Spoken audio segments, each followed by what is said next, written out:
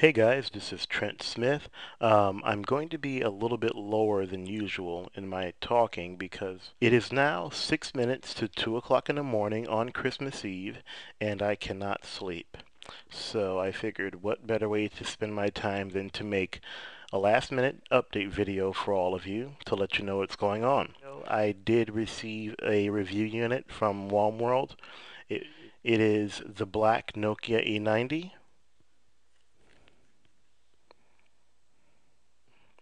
Now, as you can see, nothing has changed much about this device from when I had last owned a red model as well as a mocha model. And the only thing that basically changed is the outer appearance. Whereas the red and mocha model happen to have a more metallic matte finish, this happens to have a more glossy finish in black. Another big difference is that the hinge appears to be in black as well, whereas the mocha and the red model had hinges in silver. Now, I'm not going to use this time to turn on the Nokia E90, so if you want to take a look at the interface to see what it looks like, feel free to catch any of my earlier videos during which I had owned the Mocha E90 as well as the Red E90, and I assure you it will be the exact same interface. The QWERTY keypad buttons appear to be on a more flat platform, if you can see here. In the older models, all of the keys from this area on to this area, these were all raised. Now, being that these particular keys were raised, it created a problem where a lot of users noticed that these raised keys were essentially touching the widescreen, so that when you had the E90 in closed mode, all of the residue that was left from your fingertips onto the QWERTY keypad would then be left on the widescreen, which made for a very dirty display. So I assume that upon the complaints of many users in this regard, Nokia had updated the QWERTY keypad to have a more flatter platform for the buttons. And needless to say, having a flat platform really improved the keys not being able to touch the widescreen display, which happened to be very nice. Overall, the black glossy exterior really did update the look of the Nokia E90, and in my opinion, it has never looked better. I do believe that having it in a black and glossy exterior makes it look a bit more professional than the mocha model, and especially more professional than the red model. In the midst of the 2 weeks of reviewing this unit, I have decided to go back to my Nokia E71. Now, to this day, there is still no support for North American 3G. It wasn't a matter of me not being able to tolerate the slower speeds.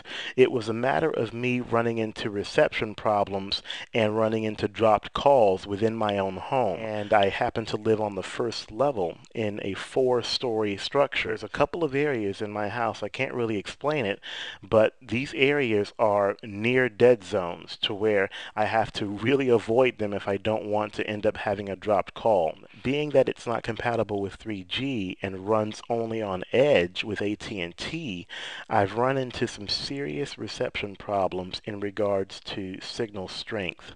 Inside my own house, recently, I was not able to send out any calls. Every time I tried to make a call, there was always a network busy error that would pop up on the screen, and I had no idea how to explain that. I had gone through turning it off and turning it back on again, only to have that same error appear on screen whenever I attempted to dial out to someone.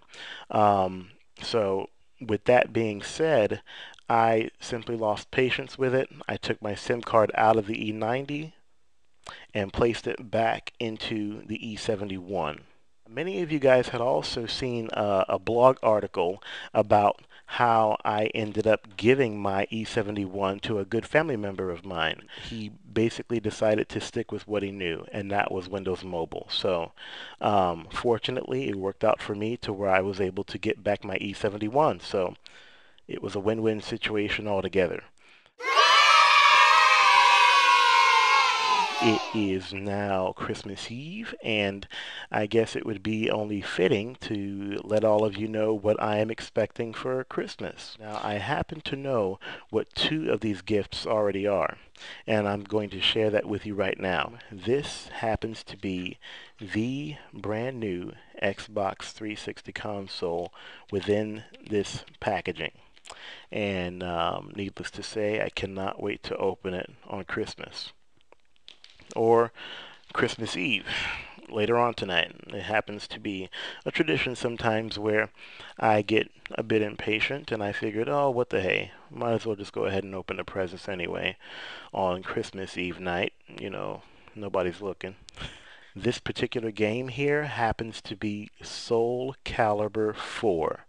And I cannot wait to break this thing open and spend the whole entire day playing it. Now, you guys do not understand. I have been a huge Soul Calibur fan ever since it first came out as Soul Blade on the PlayStation. And I also remembered playing it in a few arcades as well back in 2000. As I was in the Air Force for a little while back in 2000, I also remembered buying my first Dreamcast from Sega, and the first game that I purchased for my Sega Dreamcast happened to be Soul Calibur, the first version. And the best memory out of my entire time at the Air Force was when I spent a 4-day weekend with a bunch of my buddies in my barracks room playing Soul Calibur. Contrary to popular belief, I did not buy the Xbox or the Soul Calibur 4 game for myself. This happened to come from a very considerate family member who just approached me one day and went, "What do you prefer, the Wii or the Xbox 360?" And I'm going, huh? Are you serious? We went out to go search for the Xbox console just to be sure that everything was correct and nothing had to be sent back. And I ran into a couple of situations that I think you guys would be interested in. You happen to have the base model, which is also known as the Xbox 360 arcade version, as well as the regular Xbox 360, and you have the Elite Xbox 360, which comes in black. Now, the main difference to me off the top of my head right now appears to be memory, onboard memory for each of these console models.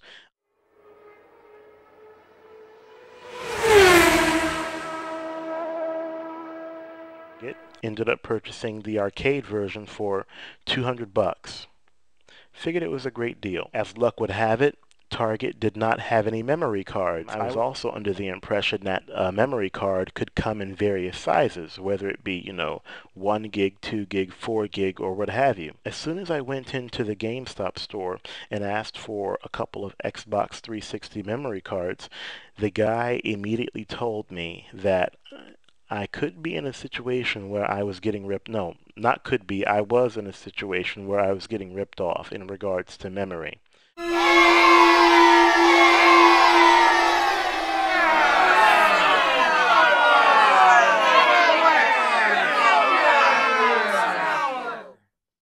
We had decided to purchase the next grade model at $300 with the 60 gigabyte hard drive right there at GameStop.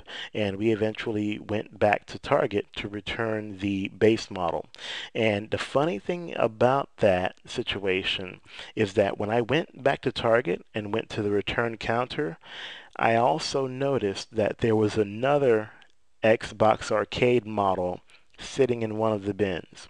Basically, just everyone take care, stay safe, love one another, cherish your family and friends, and have a happy new year if I don't get a chance to talk to you guys in another video. Oh, one more thing. The commercial for the I'm a PC campaign has finally come out today, and I must say that I am very pleased with the final product. So I'm going to provide a link for you guys to the right of this video in the information window. So once again, you guys take care and stay safe.